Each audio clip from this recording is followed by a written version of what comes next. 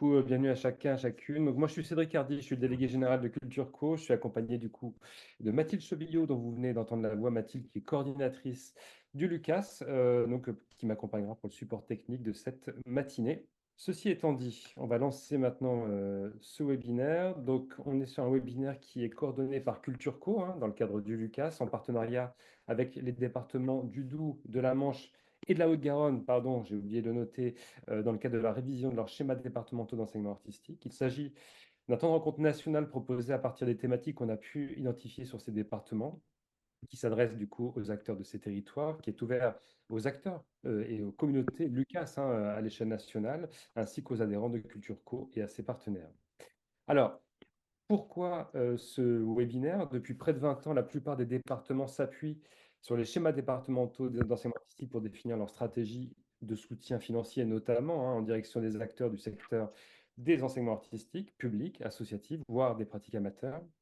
En 10 ans maintenant, vous souvenez-vous, il y avait le rapport Colin-Jacquan qui nous avait montré, donc ça c'était en 2014, hein, que ces outils avaient eu des effets certes sur la structuration de l'offre, sur la structuration des partenariats, sur la structuration des démarches de concertation, notamment à l'endroit des réseaux ou des intercommunalités, mais qu'ils avaient finalement eu un impact relativement faible, hein, sur la diversification des publics et sur la diversification des pédagogies. À l'époque, l'une des perspectives pointées pour l'évolution des schémas, c'était de renforcer ce lien avec l'éducation artistique et culturelle. En 2024, les travaux menés par le LUCA tentent à montrer que la situation a faiblement évolué, globalement de manière très inégale, hein, sur le plan de la coopération, notamment entre acteurs, et aussi de manière très inégale sur la question du fonctionnement, pardon, des structures d'enseignement artistique. On a des territoires du coup qui sont plus avancés que d'autres, hein, et du coup, il reste des marges de progrès importantes, notamment pour élargir cette fameuse base sociologique des publics, des structures d'enseignement artistique. Alors, sur cette question, il apparaît que la coopération entre ces acteurs d'enseignement artistique et plus globalement ces acteurs culturels et de l'éducation nationale soit un levier. Et cet enjeu, on l'a bien repéré dans la majorité des départements qu'on a accompagnés avec le Lucas pour ces révisions de schéma, hein, j'entends, notamment dans la Manche, la Haute-Garonne ou encore dans le département du Doubs. Comment ces schémas nouvelle génération peuvent-ils contribuer à renforcer, à structurer les coopérations entre acteurs culturels et l'éducation nationale? Comment pourrions-nous aider ces acteurs culturels, dont les structures d'enseignement artistique, hein, à être plus en lien avec les écoles et les collèges de leur territoire? Et finalement, comment pourrions-nous accompagner ces acteurs à proposer des parcours d'éducation artistique et culturelle? Alors, pour aborder cette thématique, on a choisi aujourd'hui de donner la parole à un adhérent de Culture Co, l'agence culturelle départementale Mayenne Culture, pour partager son expérience. En effet, depuis plusieurs années, le département de la Mayenne et son agence culturelle, Mayenne Culture, mènent une démarche ambitieuse qui vise à renouveler la politique d'éducation artistique et culturelle.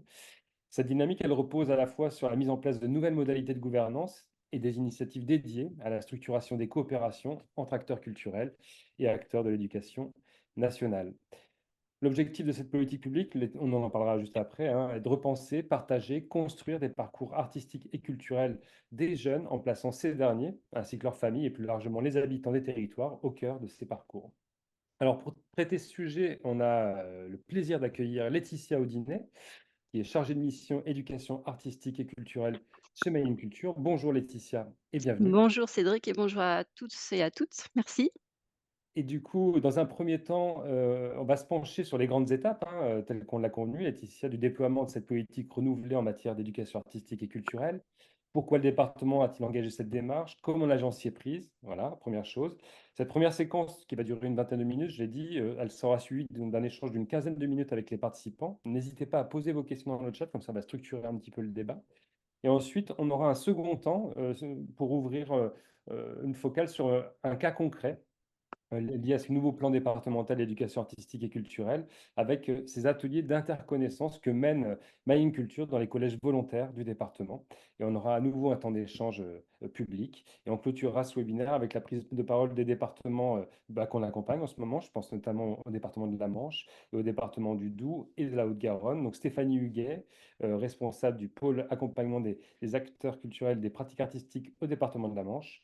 Léa Souchard, que je salue également, chef du service sport, culture, éducation populaire au département du Doubs, et Frédéric Lafont, notamment, hein, au département de la Haute-Garonne, directeur de l'innovation, notamment, et des jeunesses. Pardon Frédéric pour, je crois que j'ai raccourci ton titre. Sans plus attendre, je vais donc céder la parole à Laetitia, Audinet avec une première question. Laetitia, pour commencer, est-ce que tu peux planter le décor et nous rappeler le contexte du département de la Mayenne, ses enjeux et du coup, notamment ses enjeux en matière de politique culturelle? Alors, déjà, je voulais vous remercier de cette proposition à participation à ce webinaire pour, voilà, échanger sur le travail que l'on mène, autour de l'EAC en Mayenne. C'est toujours très, très intéressant d'avoir des retours et je pense que les échanges seront riches. Pour commencer, je voudrais simplement vous rappeler un petit peu, pour planter le décor, le travail de l'agence, culturelle départementale, hein, Mayenne Culture. Je pense que c'est important que vous ayez aussi ça en tête. Mayenne Culture, c'est une association qui est au service de l'aménagement et du rayonnement culturel de la Mayenne. Donc, elle va venir accompagner le conseil départemental dans la définition de ses orientations et de ses décisions. C'est vrai que c'est une agence qui va favoriser vraiment le lien direct avec les collectivités, les acteurs culturels, les artistes et le public. Donc, c'est vraiment un endroit idéal aussi pour travailler toutes ces questions de la coopération et des liaisons entre les acteurs. On porte un programme d'action d'envergure départementale. Alors, en termes d'EAC, on porte des dispositifs comme Danse à l'école, on porte aussi Danse au collège et au lycée. On organise des rencontres départementales de la danse et puis, on pilote le dispositif, aux arts collégiens dont j'aurai l'occasion de revenir un peu plus en détail, plus en amont de la présentation, qui est aussi un dispositif de découverte très important pour le département et qui a permis aussi, de travailler à justement la dynamique que l'on va évoquer aujourd'hui. On accompagne aussi, on programme le Festival des Nuits de la Mayenne, qui est un festival, de spectacles vivants itinérants, qui a été lancé hier soir pour la première date. Il y a aussi l'ensemble instrumental de la Mayenne qui est un orchestre, un ensemble classique à géométrie variable et qui va aussi pouvoir venir sur certaines actions avoir une coloration, EAC. Il y a une offre de formation professionnelle, on parlait de la Manche, sur le département de la Manche avec lequel vous travaillez. Eh bien, il y a tout un pan en fait, de l'agence qui travaille sur une offre de formation professionnelle à destination des enseignants artistiques et Maine Culture assure la coordination pour 4 départements, pour la Mayenne, pour la Manche, l'Orne et la Sarthe. Il y a aussi une offre de formation pour le tout public, donc c'est aussi des espaces dans lesquels on peut, amener les évolutions, des formations, possibles et puis bien entendu, en vase communicant, on a tout cette dimension d'ingénierie culturelle qui est portée par l'agence, par le pôle d'appui aux politiques culturelles et qui va venir conseiller, transmettre des études, assurer des maîtrises d'ouvrage et vraiment faire la liaison directe, au plus près des territoires avec les acteurs, culturels pour les emmener au plus près des habitants, pour réfléchir avec eux sur, leurs projets culturels, qui va venir soutenir, appuyer la présence artistique, sur le territoire et puis, soutenir aussi, les acteurs associatifs. Donc c'est vraiment une agence qui va travailler à vraiment à tous ces éléments-là et qui va aussi, permettre justement d'être un maillon fort sur la dynamique EAC. Ceci étant dit, je vais vous présenter, quelques éléments en fait de contexte. C'est important aussi que nous ayons tous en tête pour ce webinaire, le contexte du département et sa structuration, pour pouvoir ensuite mieux comprendre comment on a pu, diffuser, la dynamique ESC, de ces dernières années. Alors d'abord la Mayenne, c'est un département de la région des Pays de la Loire et qui est le 5e département en termes de nombre, d'habitants.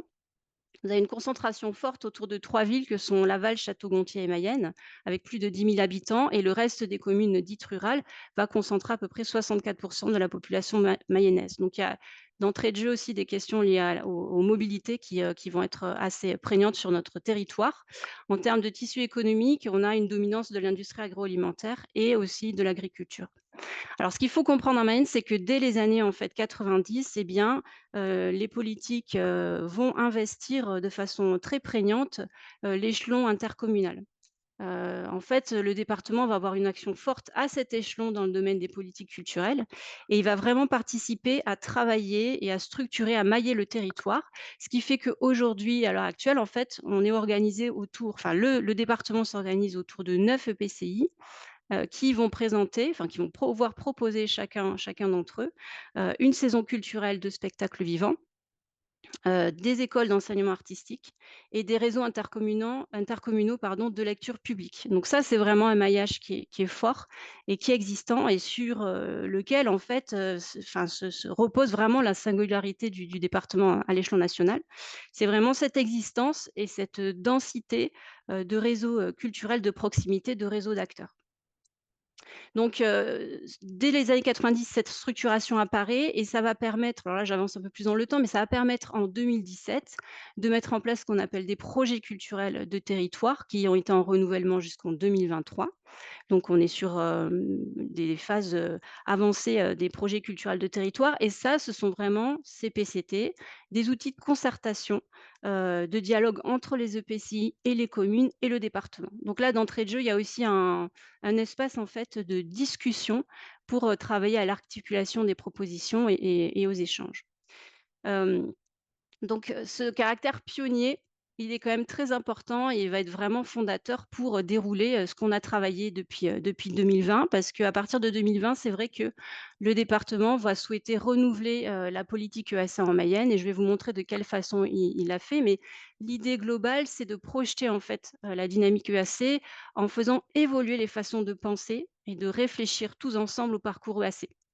Donc ça, c'est vraiment important et ça se fait en fait, sur la base de cette structuration qui est vraiment très motrice pour convoquer les différents, partenaires. Alors les différents partenaires qui vont être issus des politiques éducatives, des politiques sociales, de la vie associative, et c'est vraiment, permettre en fait à ce que les personnes dans un spectre le plus large possible puissent accéder à la vie culturelle. Donc il y a une affirmation en ce sens, et qui aussi, dès 2023, va vraiment se diffuser dans tous les services, de proximité, du territoire. Donc c'est vraiment une transition, je peux dire à partir de 2020 avec tout ce que je vais vous présenter qui va vraiment, ancrer, le dialogue et qui va aussi, permettre de recentrer, disons de réfléchir les politiques culturelles, au travers du prisme de l'habitant. C'est-à-dire que l'habitant va être vraiment partie prenante des politiques et des réflexions. Il est au cœur des réflexions, engagées pour l'EAC, dans les perspectives à venir. Et enfin cette idée-là aussi de pouvoir structurer la vie culturelle et les pratiques, de soutenir les propositions artistiques, vers l'ensemble des habitants, c'est aussi dans un souci, d'équité, territoriale et d'accessibilité à tous, des pratiques, culturelles. Alors, ceci étant dit, voici vous avez ici en visuel, j'ai détaillé, l'offre du département en 7 points clés. C'est pour aussi que vous ayez à l'esprit aussi, les différentes structures qui sont existantes sur le territoire, et qui nous permettent aussi de travailler, à ce maillage, sur le territoire. Donc, on a un maillage qui est vraiment intéressant en termes de saison culturelle, je vous l'ai dit. Il y a la présence de conservatoires intercommunaux, on a des cinémas, dont certains sont classés d'art et d'essai, on a des centres d'art contemporain, on a le théâtre de Laval qui est, Centre national de la marionnette, et puis, le Carré qui est scène nationale. On a, des festivals, des équipes artistiques, un certain nombre de bibliothèques aussi qui, viennent structurer des réseaux intercommunaux de lecture publique. Donc en fait, tous ces EPCI, ils mettent en œuvre, les 3 compétences que je vous ai évoquées précédemment, hein, et qui sont l'enseignement artistique, la lecture publique et la saison culturelle. Alors pour, nuancer un petit peu les choses, il faut simplement garder à l'esprit qu'effectivement les prises de compétences, selon les territoires de ces 3 entrées, de ces 3 volets sont plus ou moins, complètes. C'est-à-dire en termes de fonctionnement, en termes de personnel aussi et de bâtiments. Mais néanmoins, on a quand même cette chance, en Mayenne d'avoir, ces éléments-là sur le territoire. Voilà, donc ça c'est aussi quelque chose, un maillage qui va être important et qui va vraiment venir nourrir les choses. Alors ici, on a un peu c'est pas un rétro-planning, mais du moins une forme de grandes étapes en fait qui vous sont présentées à l'écran sur la dynamique EAC. Hem, Ce qui est important à lire parce qu'il y a plein d'éléments datés. D'abord, je voudrais vous parler vis-à-vis de ce visuel-là du dispositif, aux arts collégiens que j'évoquais en introduction, qui est un dispositif, vraiment, propre au département de la Mayenne, qui a été, mis en place en 2012, qui s'appelait à l'origine Collège en scène et qui était un dispositif de découverte, qui était dédié à la pratique théâtrale. Donc c'est un dispositif de découverte, qui, propose 5 heures de pratique aux classes participantes et puis, d'aller assister à 3 séances de spectacles et ou expositions. selon les choix. Ce dispositif-là, il est fortement soutenu, par le département puisque le département prend en charge, le déplacement des classes, donc les transports des classes, pour les spectacles et puis il va aussi prendre en charge, une partie de la billetterie pour chaque élève. Il prend en charge 2 € à hauteur de chaque élève. Ce dispositif-là, Collège Enseigne, il évolue au cours du temps et puis à partir de 2012, il va s'ouvrir, donc il se transforme, son nom se transforme, il devient Aux Arts collégiens et Aux Arts collégiens s'ouvre à la pluridisciplinarité. Donc là, on est sur un dispositif qui, à l'heure actuelle, est toujours, en ce sens, qui est ouvert à la fois sur la pratique théâtrale, sur de la danse, sur les arts visuels et cetera. Donc il y a une multitude de possibles et ce dispositif, je le souligne, maintenant parce qu'il est vraiment important pour la dynamique EAC. Il constitue vraiment une forme de colonne vertébrale des propositions en termes de d'EAC, de ce que l'on développe sur le territoire. Donc ça, c'est vraiment important. Heu, sur le territoire, en fait, on regarde le nombre d'habitants sur chaque EPCI, on regarde le nombre d'habitants, on regarde du nombre de collèges enfin d'établissements et ça nous permet en fait de jauger le nombre maximum de classes pouvant être financées et pouvant participer aux arts collégiens. Et je précise, donc c'est un dispositif, qui est orienté sur les jeunes de niveau collège. Ça signifie que nous avons donc des établissements participants, donc des collèges, mais aussi des maisons familiales rurales qui sont relativement, nombreuses en Mayenne et puis aussi des lycées professionnels. Voilà, on a ces 3 entités avec une grande majorité de collèges participants. C'est un dispositif qui en est, là on projette pour, 24-25 la 8e année du dispositif sous cet intitulé aux arts collégiens. Donc c'est quelque chose qui fonctionne et aussi, il faut que je souligne là parce que quelque chose d'important aussi, c'est que pour, travailler ce dispositif, en fait, on est en lien très prégnant avec les saisons culturelles. C'est-à-dire qu'on va tisser avec les saisons culturelles la programmation des spectacles à voir. Donc les établissements vont aussi assister à des spectacles vers leur saison culturelle de proximité. On a 2 comités de suivi technique pendant lesquels, du coup, on va inviter tout le réseau des médiatrices du département, plus des acteurs de l'éducation nationale, pour échanger, faire un point d'entrée et un point de bilan, chaque année autour du dispositif et pour accompagner, les informations nécessaires à transmettre, l'évolution du dispositif, le fait que certains établissements sont nouvellement inscrits ou d'autres, se retirent pour une année et cetera. On va vraiment dialoguer sur, tout ce qui est existant autour de ce dispositif. Alors, par rapport à ce visuel-là, j'aimerais, vous pointer, en fait, quelques éléments, vraiment, saillants dans les étapes, parce qu'il y en a beaucoup, mais il y en a, à mon sens, qui sont vraiment importantes à bien prendre en considération pour comprendre la dynamique EAC que l'on a lancée. La première, c'est en fait vraiment la date qui fait que les choses vont se déployer, s'accélérer un peu plus, c'est 2020. En fait, à partir de 2020 est lancée une étude prospective assez sur le jeune de niveau collège. Donc ça, c'est clairement une étude qui va permettre en fait de poser, les bases d'un état des lieux, un diagnostic et pouvoir faire émerger des besoins pour accompagner le renouvellement de la politique EAC et de la dynamique. Cette étude-là, elle a été vraiment, relativement exhaustive puisqu'elle a fait participer un grand nombre d'acteurs culturels, de saison, des acteurs de l'éducation nationale, des jeunes aussi. Il y avait une dimension qualitative et quantitative et elle a vraiment, permis aussi, de mobiliser, plusieurs partenaires, hein, parce qu'elle a pas été alors elle a été menée par le compte du département, via Maine Culture, mais dans ce travail-là de réflexion déjà et dans cet accord de mener cette étude, on avait l'académie, la DRAC et la DDEC, qui est la direction départementale à l'enseignement catholique, qui étaient d'accord, en commun déjà à la base, pour faire cet état des lieux, cette prospective EAC sur le jeune de niveau collège. Alors c'est vraiment une étude qui est importante parce qu'aujourd'hui, ce que l'on déroule, ça s'inscrit dans le sillage de cette étude. Cette étude, elle a conduit à mettre en place, enfin du moins à identifier des préconisations. Il y avait plusieurs préconisations et tout ce qu'on déroule depuis vraiment, s'ancre dans cette perspective. L'idée des préconisations, il y avait d'abord, veiller à penser à un parcours global du jeune de niveau collège, c'est-à-dire essayer de travailler un peu à une cohérence entre les propositions EAC déjà existantes, veiller à une plus grande articulation entre les dispositifs de découverte et d'approfondissement. J'ai évoqué tout à l'heure aux arts collégiens, qui est un dispositif de découverte avec 5 heures de pratique. Dans ce collège et au lycée, qui est un rayonnement départemental, c'est un dispositif d'approfondissement avec une vingtaine d'heures au total d'intervention et 15 de pratique pour les jeunes. Il y avait une autre préconisation qui était encourager une plus grande variété des domaines artistiques et culturels abordés dans les parcours.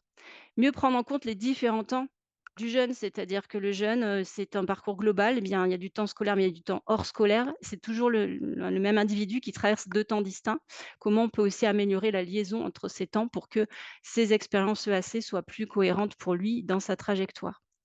Œuvrer au renforcement des 3 piliers de l'EAC. Puisque selon les dispositifs, effectivement, il y a des piliers, alors sur les précédents, dispositifs que j'ai cités, ils reposent sur les 3 piliers, mais il peut y avoir des dispositifs où effectivement, il va y avoir un «pilier manquant» entre guillemets, qui peut être, par exemple, emmener des enfants aller voir un spectacle, donc fréquenter, les lieux culturels. Mieux valoriser le travail des artistes et puis installer une gouvernance départementale renouvelée et pérenne entre les institutions et les acteurs de l'EAC à l'échelle départementale et les EPCI. Ça, c'est vraiment important parce que dès 21, on va, mettre en place, des espaces, en fait, de gouvernance. Je vais vous présenter lesquels, qui vont dialoguer et qui vont être, finalement des rendez-vous annuels, pour lesquels on va mettre autour de la table un certain nombre de participants et d'acteurs et c'est là où on va vraiment venir travailler l'agilité aussi culturelle, et le dynamisme, culturel entre les acteurs. Donc, cette gouvernance, elle se constitue, par 2. Ici, vous avez à l'écran 2 groupes, en fait, enfin 2 instances, voilà, 2 instances. On a installé ce qu'on appelle, le comité de coordination EAC dès 21, qui est présidé par le département et qui, vous voyez, qui réunit un certain nombre d'acteurs, la DRAC des Pays de la Loire, la DRAIAC qui est, enseignement la DAAC, la DSDEN, la DDEC. Et puis, 4 PCI qui vont donc être nommés pour 4 ans et qui sont renouvelés tous les 2 ans. Ce qui permet aussi à l'ensemble des territoires de prendre connaissance des grands enjeux de l'EAC sur le département. Les objectifs prioritaires, c'est vraiment, veiller à la cohérence des dispositifs départementaux, valoriser et valider les idées des solutions proposées, acter les axes de chantier prioritaires. La fréquence des réunions, c'est 1 à 2 fois, 1 à 2 réunions par an. C'est aussi variable parce que ça dépend aussi des actualités, si je puis dire, EAC ou des grandes actualités que l'on a besoin d'acter en commun. Et puis, c'est animé et coordonné par Maine Culture. Donc cette instance, par exemple, on vient d'avoir au mois d'avril dernier, on vient d'avoir le comité de coordination numéro 5 qui a eu lieu et qui a permis justement, de valider certains, résultats, production de l'expérimentation, phase 2 EAC. En clair, les ateliers, EAC d'interconnaissance dont je parlerai dans un deuxième temps, pour cette présentation. En parallèle vous avez dans la partie rose ici, de l'écran en fait, le groupe technique départemental qui est un groupe plus élargi, qui a géométrie variable. Le dernier qui a eu lieu, c'est justement, c'était au mois de juin, le lundi 17 juin. On a réuni une trentaine de personnes acteurs de l'AC, direction d'établissement d'enseignement artistique, chef d'établissement, collège, associatif et cetera. La composition est variable parce qu'ici, on va venir travailler, des expériences, on va venir partager et transmettre, des vécus, et ça va aussi permettre peut-être d'apporter des idées, des solutions d'amélioration. Ça peut aussi, très important, susciter l'envie. On parlait de comment aussi tisser, la coopération, je pense moi foncièrement que c'est par l'envie parce qu'on donne, à voir des choses et on donne envie d'essayer. Voilà, donc c'est aussi un espace où on va beaucoup partager ça et bien sûr, on essaie de travailler l'agilité et la coopération culturelle ensemble. Alors cette année, on a fait un groupe technique départemental. Il y a eu des années, il y en a eu 2. Ça dépend aussi vraiment des sujets en cours, et ce groupe technique départemental a permis, par exemple, de pouvoir présenter à l'ensemble des participants ce qui avait été vécu dans les 4 collèges volontaires lors des ateliers d'interconnaissance et qu'ils apportent leur regard extérieur. C'est-à-dire, voilà, il y a des améliorations possibles à faire sur tel ou tel point. Donc ça, c'était vraiment très intéressant, et c'était vraiment un espace propice à ce partage d'expérience. Donc cette gouvernance-là, à l'échelon de la Mayenne et du département, elle est existante depuis 2021 et elle se poursuit chaque année en remettant en fait, enfin en questionnant à jour les grands enjeux, annuels sur l'EAC et sur la dynamique de l'EAC. Alors si je reviens un peu dans mon déroulé, maintenant que j'ai fait ce focus-là sur la ah si par contre j'ai quelque chose à vous rajouter, pardon, qui est important sur cette gouvernance pérenne, c'est que on a aussi, dans le cadre j'en parlerai, ensuite, dans le cadre des EPCI qui nous ont suivis sur les temps d'expérimentation, on a aussi installé ce qu'on a appelé des comités de suivi intercommunaux qui étaient liés aux expérimentations. C'est-à-dire qu'on est descendu aussi à l'échelon intercommunal justement, que l'on défend et qui est vraiment fondateur de tout ce qui est mis en place pour travailler, ici au plus près, le suivi et l'accompagnement des expérimentations. Hem cette, Ce déploiement-là aussi aujourd'hui, il faut garder à l'esprit aussi qu'en parallèle, il y a, sur le département et en région Pays de la Loire, un redéploiement de la DRAIAC, de la coordination DRAIAC depuis le début de l'année, qui aussi certainement vient travailler et accentuer, l'agilité que l'on a avec les acteurs de l'éducation nationale. Puisque aujourd'hui, on a, 2 coordonnateurs, territoriaux qui sont originaires de Loire-Atlantique et qui sont missionnés sur le département, de Mayenne pour travailler à 2 objectifs. D'abord pour coordonner 12 coordonnateurs territoriaux qui sont déjà existants et présents sur le territoire et qui, eux, sont sur une entrée, disciplinaire. Donc par exemple, il va y avoir un référent cinéma, un référent théâtre, un référent art plastique. Donc le but de ces 2 coordonnateurs au-dessus de ce maillage, de ce réseau des 12, c'est vraiment d'animer dans des domaines précis les propositions liées à l'EAC. Et dans un deuxième temps, il y a aussi un enjeu territorial pour ces coordonnateurs de lier des projets EAC transversaux. Donc ce déploiement-là, je pense, alors ça fait qu'1 an, mais il est aussi facilitant pour les liaisons et il vient renforcer aussi du travail avec les acteurs de l'éducation nationale qui sont aussi de façon encore plus directe que nous, en lien avec, soit les enseignants, soit les équipes éducatives, soit les directions d'établissement et qui peuvent aussi nous faire remonter un petit peu, des couleurs ou de la température clairement, selon les EPCI des grands enjeux liés à l'EAC. Donc ça, c'est aussi important d'avoir en tête que, cette, gouvernance pérenne aussi, elle est aussi en lien avec, enfin en parallèle du moins, un redéploiement de la DRAIAC et que ça aussi, ça participe du travail en commun, de tous les acteurs. En 22-23, une fois qu'on a eu posé cette gouvernance, on est passé au terrain. C'est-à-dire on est passé à ce qu'on a appelé des expérimentations qui portent bien leur nom. Il faut le dire parce que ça a vraiment été des années, laboratoires. On a testé des choses sur le territoire. Donc qui dit tester, dit parfois ça pas toujours avoir dès le démarrage, une vision d'un point final. Qui dit tester, dit devoir aussi, convaincre, les acteurs d'y participer, lever des freins, liés à la mobilisation et cetera. Donc la première année en 22-23, à l'issue des fameuses préconisations qui, demandaient de travailler à une plus grande articulation des dispositifs départementaux, on est parti sur cette idée.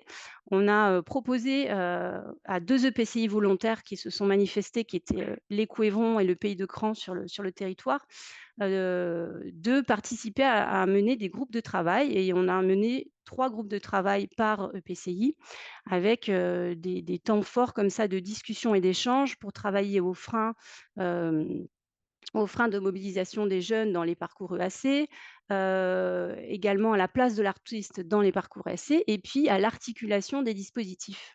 Donc ça, c'est un travail qui a mobilisé 75, participants, qui s'est échelonné sur, plusieurs mois, 3 à 4 mois de travail et puis, qui nous a permis, réaliser qu'en fait, pour, demander aux équipes et aux acteurs en question de travailler à l'articulation, il fallait déjà qu'ils en aient connaissance de ces dispositifs et on s'est rendu compte qu'une articulation n'était pas possible si l'ensemble des acteurs n'en avaient pas connaissance. Donc on avait déjà ce premier frein à lever avant d'aller, plus loin et c'est ce qu'on a souhaité mener en 23-24 et c'est du coup le cas que je vous présenterai un peu plus en détail ensuite.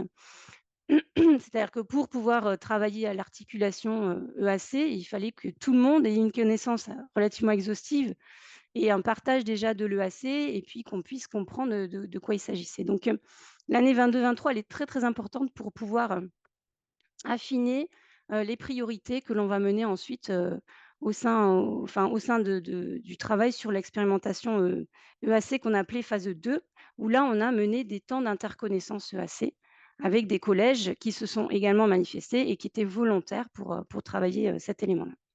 Je ne vais pas rentrer dans le détail parce que je reviendrai un petit peu plus tard, mais en tout cas, la dynamique, elle se poursuit, elle s'ancre, elle s'accélère et à partir de 23, le département va aussi, poser sa candidature au label, 100 EAC et en 24, on apprend que la Mayenne est labellisée 100 EAC. Donc ça, c'est aussi un travail de recensement, de l'offre EAC qui repose aussi sur vraiment déjà ce qui est existant et consistant, avec les propositions à destination des jeunes de niveau collège.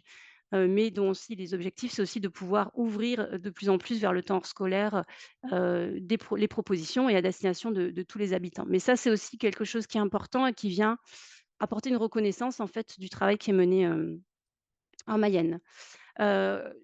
Élément que je voulais souligner aussi qui est très important, c'est qu'en 2024, on va signer une convention cadre, partenariat EAC, du jeune de niveau collège. Ça aussi, c'est vraiment important. Pourquoi? Parce que c'est une signature d'une convention pluripartite entre plusieurs acteurs qui travaillent ensemble. Donc, le rectorat, la DDEC, la DRAC, le département et Culture. Et ici, il y avait une convention qui existait, par exemple, pour le dispositif aux arts collégiens, qui existe toujours, mais la convention cadre va venir vraiment englober de façon plus générale. Elle va venir vraiment spécifier aussi, les engagements de chaque acteur sur le jeune de niveau collège, c'est-à-dire sur le dispositif opérationnel aux arts collégiens, mais aussi sur les expérimentations menées sur le territoire et surtout sur la comitologie. C'est-à-dire que la comitologie apparaît dans la convention cadre, elle est écrite noir sur blanc et c'est vraiment un espace en fait, de dialogue, qui s'installe vraiment comme un outil de coopération, et du travail partenarial sur le département. Et puis ensuite, bah, voilà, les perspectives en 24-25, c'est qu'on puisse, généraliser, la démarche de l'expérimentation. Je reviendrai dessus un petit peu plus tard, dans la présentation, mais l'idée, c'est vraiment, que l'on puisse ensuite généraliser la démarche, heu et par exemple, là, cette défense de valoriser la démarche pour 24-25 a été actée lors du comité de coordination. On a eu quelques questions qui sont, arrivées dans le chat du coup, qu'on va prendre, au fur et à mesure, hein. Notamment alors une première question, qui nous dit: «Comment sont considérés les parcours de collégiens au regard des projets d'éducation artistique et culturelle?» Alors j'ai pas le nom de la personne puisque c'est caché derrière 2 initiales GS. Est-ce que vous pourriez peut-être préciser votre Oui. question? Je vous laisse la parole. Que j'ai Et moi, Stéphane Gros-Claude, vous Bonjour aviez Stéphane, bienvenue. bonjour. Vous évoquiez tout à l'heure, dans le cadre du projet en collège de sixième, des parcours, la prise en compte des parcours pour les collégiens. Et donc, je me demandais quels sont ces parcours, qu'est-ce que vous mettez dedans, sur quels critères et qu'est-ce qui fait partir. Est-ce que c'est pour un individu, pour une personne, ou pour une classe, ou pour un établissement? Alors là, on est sur des propositions pour des classes. Vraiment sur, par exemple, dans ce collège et au lycée, c'est, une classe qui peut s'inscrire à un parcours. Donc à chaque fois, on est sur, une vingtaine, 20-25, élèves qui vont participer à des parcours EAC. Là, on est vraiment sur des perspectives classe. Pour aux arts collégiens, c'est pareil aussi. Ouais. Et après, c'est vrai que sur les propositions jusqu'à présent sur le l'EAC, on a un focus très fort sur le jeune de niveau collège. Qui n'exclut pas qu'on touche d'autres scolaires, par exemple sur, danse à l'école que l'on porte également à Maine Culture. Mais il y a un focus là-dessus parce que, c'est vrai que, bah, il y a la compétence aussi départementale niveau collège et puis, c'est un espace en fait qui nous permet peut-être de justement de tester des choses pour pouvoir aller plus loin et les dispositifs existants comme aux arts collégiens maintenant, au bout de 8 ans, sont quand même conséquents et permettent de structurer une dynamique. Donc c'est vrai que pour l'instant, on a eu beaucoup de travail, sur ce niveau-là. Alors merci pour cette, 1re réponse Laetitia. Il y avait une autre, question de Stéphane Gros-Claude que je me permets de porter pour toi Stéphane, donc je la formule, c'est: «Quels indicateurs sont définis au préalable ou en cours, fin de processus, sur l'acquisition des compétences et savoirs acquis par les collégiens?» Est-ce qu'il y a des indicateurs? On parle d'évaluation finalement, comment vous mesurez ça? Ouais, alors c'est vrai que, il y a pas de enfin, à ma connaissance, il y a pas de notre point de vue, en tout cas, sur le suivi des dispositifs, il y a pas d'évaluation de ça. Nous, on suit les dispositifs et effectivement, on va les évaluer principalement de façon quantitative. C'est toujours un peu la difficulté aussi d'évaluer, le fameux impact des projets AC. On va avoir un suivi annuel en termes de nombre de classes, de nombre de collégiens touchés, de nombre de jeunes touchés par les propositions.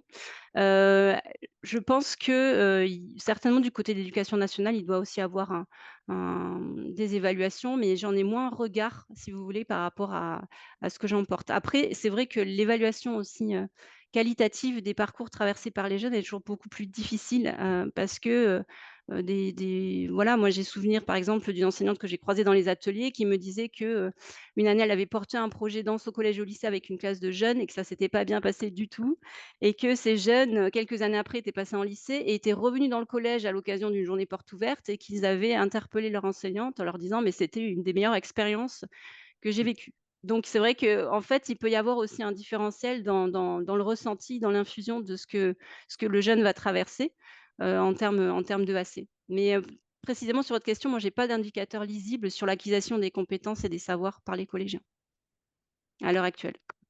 Alors, merci Laetitia pour ces éléments de réponse. Je poursuis du coup avec une question plutôt liée à la gouvernance de François Vigneron de la région Réunion. Super et bienvenue du coup. Donc la question c'est la suivante. Tous les échelons des collectivités semblent participer à ce projet, y compris la DRAC. La région intervient-elle? Voilà la question. Quelle place de la région Pays de la Loire dans le dispositif? Alors dans le dispositif ou dans la gouvernance plus généralement? Dans la gouvernance, la DRAC fait complètement partie des interlocuteurs, en fait. C'est-à-dire qu'elle intervient parce qu'ils peuvent être aussi, référents. Par exemple, clairement, vous voyez, sur le fait que le département s'y est candidaté sur le label 100 EAC, la DRAC nous a dit: «Vous avez des atouts forts pour pouvoir candidater». Donc, on est en liaison constante, on est en liaison dans les échanges au préalable de ce que l'on va mener. Ils font partie prenante, du comité de coordination, ils sont dans la convention tripartite. Donc c'est vraiment des acteurs importants, ils interviennent en ce sens et puis aussi il y a aussi des accompagnements financiers sur certains dispositifs assez, clairement. Donc il y a un portage aussi financier sur les actions. Ah bah, du coup, ça fait la transition avec une autre question de Stéphanie Huguet de la Manche qui nous pose la question de savoir comment se traduit l'obtention du label 100% EAC, Ouais. ciblage de public autre que les collégiens, primaires, publics empêchés, éloignés, etc. Avec quels moyens? Alors la traduction de l'obtention du label ou est-ce que c'est une question sur la candidature? Parce que le Non. label, en fait, le label, il est obtenu pour 5 ans et c'est un label, symbolique, hein. Il y a pas une aide derrière, financière déclenchée. Par contre, c'est une valorisation symbolique du travail qui est mené à l'échelon du département sur l'EAC. Ensuite, la traduction de la candidature, effectivement, on n'est pas du tout enfin, on est sur l'ensemble des publics touchés par l'EAC. Donc oui, effectivement, on va venir recenser de façon quantitative, les actions, ça peut être depuis, l'école primaire effectivement jusqu'au niveau lycée, jusqu'au niveau universitaire. Donc on recense, selon plusieurs critères, les actions menées, la valorisation, la communication, la gouvernance. Enfin, il y a alors j'ai plus en tête exactement le nombre de détails, mais voilà, en tout cas, dans la candidature à remplir, c'est un spectre assez large. Sur le l'EAC, on n'est pas que focus sur le prisme, du jeune de niveau collège. Pour autant, nous, effectivement, c'est vrai qu'on a défendu sur les atouts que l'on avait déjà mis en place, du département et qui étaient existants en ce sens. Mais là, du coup, c'était plutôt sur la traduction, hein, sur la question du ciblage des publics. Est-ce que Oui. globalement, ce label, il permet d'aller sur d'autres publics que les, entre guillemets, les publics, j'aime pas ce mot, mais que les collégiens, que les publics de l'éducation nationale? Est-ce qu'on peut aller sur les publics plus liés aux compétences départementales, notamment du bloc social, par exemple? Et si oui, avec quels moyens? C'était ça la question plus précisément de Stéphanie. Oui, ben, en fait, la candidature et l'obtention du label, elle va venir faire prendre une photographie en instant T, de ce qui existe en termes de d'EAC sur le département et effectivement, il y a une visée à 5 ans. 5 ans plus tard, la candidature, si, le département souhaite la repositionner, va être évaluée de nouveau et donc pendant ce laps de 5 ans, effectivement, il y a un certain nombre de critères qui sont peut-être pas obtenus au maximum, qui peuvent être un peu des curseurs qui peuvent être bougés. Donc oui, peut-être aller plus, par exemple, vers, le public universitaire, où on a peu de propositions à l'heure actuelle sur les départements ou d'autres publics, en fait. Et effectivement, les acteurs sociaux éducatifs qui peuvent être aussi davantage investis parce que, la candidature aussi à l'échelon départemental, elle est peut-être moins évidente à remplir que quand on est en un échelon, par exemple, d'une ville où, la connaissance, elle doit être très exhaustive et elle n'est pas forcément si facile à avoir sous le regard, départemental. Mais du coup, le bénéfice de faire, de poser cette candidature par contre, qui est certain, c'est que justement, ça oblige à rassembler des acteurs autour de l'EAC et à dialoguer, à échanger sur les chiffres et cetera et cetera. Et ça, c'est je trouve un des effets très positifs, du dépôt de la candidature. Merci Laetitia. Et du coup, on va prendre une dernière question, celle de Max Marker, du coup, du Pays Voironnais, du coup, qui nous pose une question liée au pass culture. On l'avait vu venir avec Laetitia, justement, on va en parler maintenant. Comment ces dispositifs de coopération et de dialogue s'articulent Mmh. ou ont absorbé l'arrivée du pass culture qui vient chambouler la place des acteurs culturels dans la mise en œuvre de l'EAC, Laetitia?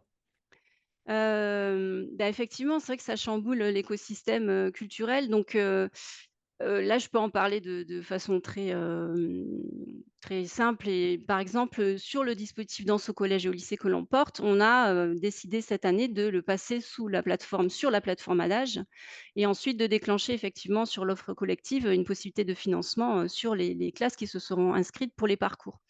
Donc oui, ça vient chambouler la place parce que le fait de basculer tout sur la plateforme Adage, fait en sorte que du coup sur le temps en fait, le temps d'analyse en fait des parcours, et des propositions des classes va se partager d'un commun accord avec l'éducation nationale. C'est pas la même entrée, c'est pas directement Mind Culture qui envoie, les formulaires d'inscription en direction d'établissement. Donc c'est la première année qu'on fait ça et ça nécessite un dialogue, très fin et continu, je dirais, pour, réajuster les choses, pour qu'on soit dans le bon timing parce qu'il y a des enjeux portés par l'éducation nationale qui ne sont pas tout à fait les mêmes non plus en termes de temporalité que ceux des acteurs culturels et il faut trouver un espace de dialogue effectivement. Mais voilà, c'est vrai qu'Adage reste une clé de lecture très intéressante pour, les parcours, des jeunes en fait sur l'EAC en fait et on le parcours du jeune qui change d'un établissement à un autre en fait, on a une clé de lecture via Adage sur toutes ces traversées et ces expériences EAC. Donc c'est quelque chose que l'on porte et que l'on défend, même si du coup, c'est vrai que ça peut être déstabilisant pour certains acteurs parce que ça vient, changer, la façon de travailler ensemble. Mmh. Très bien. Écoute, bah, merci Laetitia. Il est 11h45, donc on va suspendre ce temps d'échange pour envoyer la deuxième séquence de notre présentation et en même temps, du coup, répondre à l'une des questions qui étaient posées, hein, de préciser justement Oui. comment s'est passé le temps d'interconnaissance proposé au sein des collèges volontaires. Bah, du coup, Laetitia, on te laisse partager ton écran et poursuivre. Donc effectivement, projet emblématique que je voulais, partager avec vous et ce sont ces fameux, ateliers d'interconnaissance EAC dans les collèges volontaires. Donc c'est tout frais, hein, c'est en 23-24 que ce travail-là a été porté et qui est issu vraiment c'est important de garder en tête ça, que c'est issu aussi de ce qui avait été mené en 22-23 sur la première phase, d'expérimentation. Le cadre de la démarche, d'abord, il est important. C'est vrai que, par exemple, je vous ai parlé tout à l'heure du comité de coordination départementale. Lui, il a vraiment été garant d'un cadre commun pour mener l'expérimentation et qui a été partagé aussi lors des comités de suivi intercommunaux. Donc l'idée, c'était que vraiment l'enfant, alors le jeune, mais l'enfant au global était, acteur de son parcours EAC, que le collège était une institution ouverte sur son territoire. Le service culturel intercommunal était une ressource pour le parcours, d'éducation artistique et culturelle sur le territoire et puis Maine Culture jouait un pôle ressources départemental aussi pour l'EAC. Donc quand on a lancé, cette phase 2, en fait, on a proposé, aux territoires qui avaient déjà, traversé la phase 1 de continuer avec nous, donc les Couévrons et le Pays de Cran et en ce sens, on a eu, des notes d'intention de 4 collèges, qui se sont présentés et qui souhaitaient poursuivre avec nous la mise en place des ateliers d'interconnaissance. Donc 4 collèges, 2 privés, 2 publics, un privé, un public sur chaque EPCI.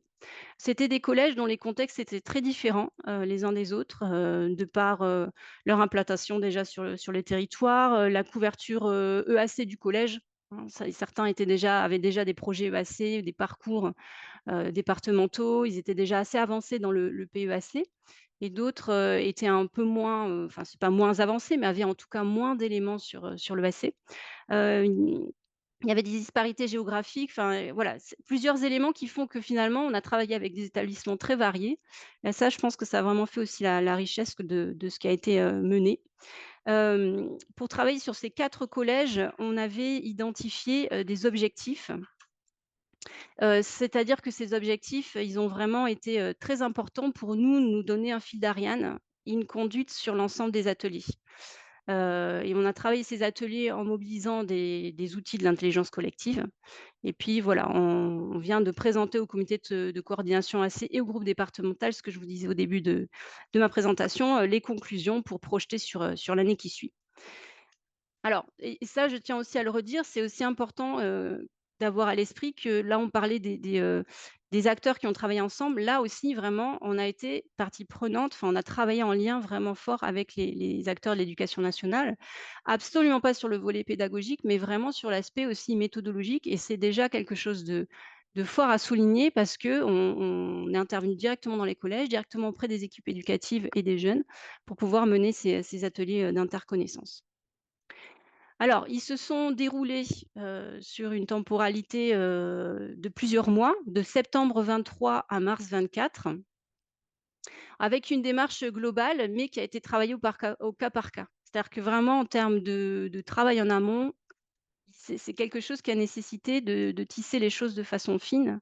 On avait des réunions avant chaque atelier, une réunion après l'atelier, enfin voilà, pour pouvoir réajuster au fur et à mesure, les choses. Donc en termes aussi de temps de travail et de mobilisation, c'est quelque chose qui, voilà, qui a été assez conséquent, mais qui a porté des fruits qui sont vraiment très intéressants. Au total, on a mené 16 heures de préparation des ateliers pour 12 ateliers en présentiel, d'animation et de concertation dans l'ensemble des collèges. Alors les objectifs qu'on avait visés et pour lesquels on a demandé en fait aux établissements à chaque fois de se positionner. Alors je vous ai mis une petite carte, voilà ma carte de la Mayenne que je voulais quand même vous montrer. Donc le Pays de Cran, là où vous avez 2 des établissements, scolaires qui ont participé et dans la partie sud-ouest du département. Alors je m'excuse parce qu'elle n'est pas très lisible ou claire à l'écran, mais en tout cas Pays de Cran à gauche et ensuite à droite de Laval Agglomération, vous avez l'EPCI des Couévrons. Voilà et ce sont ces 2 EPCI-là qui ont, travaillé sur l'expérimentation phase 1 et la phase 2 avec les ateliers d'interconnaissance en 23-24. Donc qu'est-ce qu'on a proposé clairement, enfin de façon plus précise comme objectif? Ces objectifs-là, ils étaient issus de toute la matière, de tout ce qu'on a pu récolter en 22-23 dans la phase 1, ces fameux 6 groupes de travail dont je vous ai parlé tout à l'heure et les 75 participants. On a vu que, on pouvait tirer des fils 3 objectifs sur lesquels on souhaitait que les collèges, se positionnent pour, voilà, conduire un fil d'Ariane qui pourrait constituer la colonne vertébrale en fait des ateliers. Sachant qu'après dans les ateliers, il y a d'autres choses qui se sont passées et il y a des résultats un peu différents selon chaque expérience.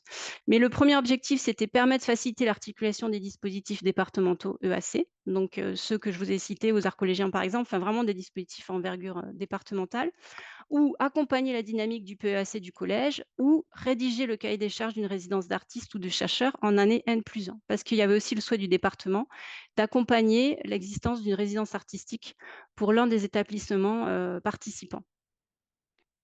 Donc un seul objectif par collège, un objectif prioritaire qui est venu justement travailler les choses de façon plus précise.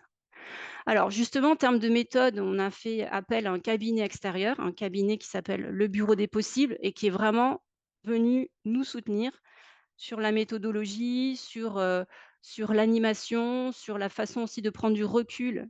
Nous, même en tant qu'acteurs, Mayenne Culture, sur la façon dont on pouvait, travailler vraiment les effets de ces ateliers en intelligence collective. Donc on a toujours choisi aussi pour les ateliers, soit du brainstorming, soit de la cartographie, des fiches de travail. Le premier effet de ces ateliers, parce que les ateliers ont systématiquement démarré par ça, c'est qu'on a à chaque fois au sein du collège, au sein de l'établissement participant, réalisé un état des lieux de l'EAC. Et ça avait le mérite de simplement poser les choses et partager l'ensemble des projets EAC qui étaient portés par tous les enseignants, qui parfois n'en avaient pas forcément la connaissance aussi exhaustive.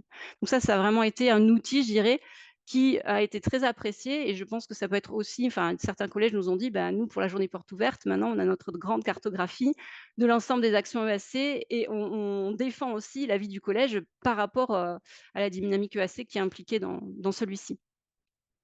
Il y a eu aussi alors il y a eu un travail aussi, avec le bureau des possibles, de graphisme. Donc on avait vraiment une graphiste aussi qui était présente dans les temps d'animation et qui a aussi permis de réaliser des synthèses, et qui a fait une mise en forme des informations récoltées qui, à mon sens, était très riche, très visuelle.